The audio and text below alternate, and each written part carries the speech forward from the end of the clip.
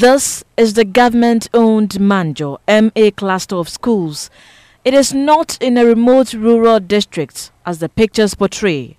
It is located right here in Accra, the national capital. In this poor structure, 4 streams of pupils, representing 4 different schools, attend classes. Who is not writing? Who is not having a book? The school serves 3 districts in the Gawesi municipality.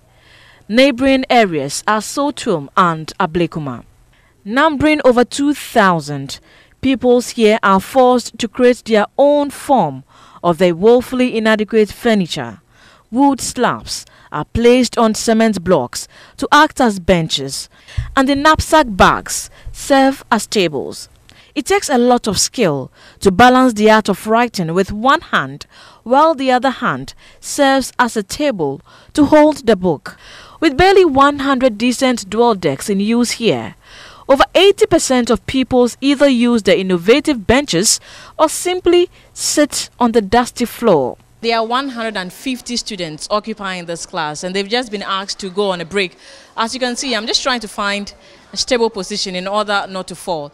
I'm sitting on 3 big stones, and this is where these students sit to study. This classroom is very, very dusty. There's no proper roofing, and the heat here is very unbearable. Now, these students have to sit on these blocks to manage because there are no seats here, and this is what they use as desks. Although there's been a direct governmental intervention to abolish the shift system in schools, this community is helpless. The school does not only run a morning and afternoon shift system, it also runs a quadruple track system. Each of the classrooms here has an imaginary demarcation between Group A and Group B. Each group has a dedicated teacher for daily lessons. This first batch of 2 schools with imaginary demarcations have lessons from 7 a.m. to 12 noon before making way for the next batch of 2 schools to begin lessons in the same classroom from midday to 5:30 p.m. But this hasn't solved the congestion issue. Parents who can afford provide furniture for their wards. My brother attends school at here, so he don't have a chair to sit on it. He has been sitting on blocks and the woods. That's why we brought this decks. Providing a seat for your ward in this school does not guarantee him or her a permanent seating position. Most times, the owners would have to struggle with other students or show up as early as 5:30 a.m. to secure their own seats or what looks like them.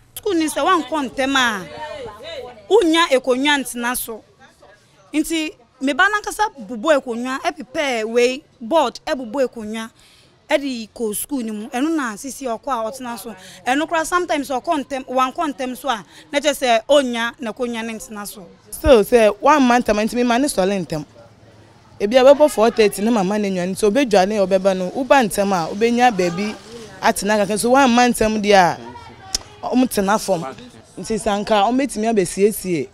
There are more than 6 toilet facilities in this cluster, but not a single one of them is convenient for use. The stench emanating from the area is unbearable. Toilet 11-seater or 10-seater facility. In some college and for Hanomosan Kojonso, a man for Edan. Adenti. Authorities at the school will not talk to the Citi News team. A sprawling uncompleted building on the compound, being put up by the African Development Bank, appears to be the school's only hope. This project started 5 years ago, but has stalled. We gather that a new contractor has been awarded the contract, but it's yet to start work. Not that they don't have the school, the classrooms, they have. But now they are more than the classrooms. So we have a plan to build an additional ones for them. And I think even today we are doing some short cutting and in the other areas. In fact, the Deputy Minister invited us we made that input, and we were promised that they will reallocate it so that it will be completed to host some of the children. Well, we're not given any timeline. Until then, students here at Omanjor M cluster of schools would continue to sit in the dust, study in the heat, and defecate in the open. For Citi News, Farida Shaibu.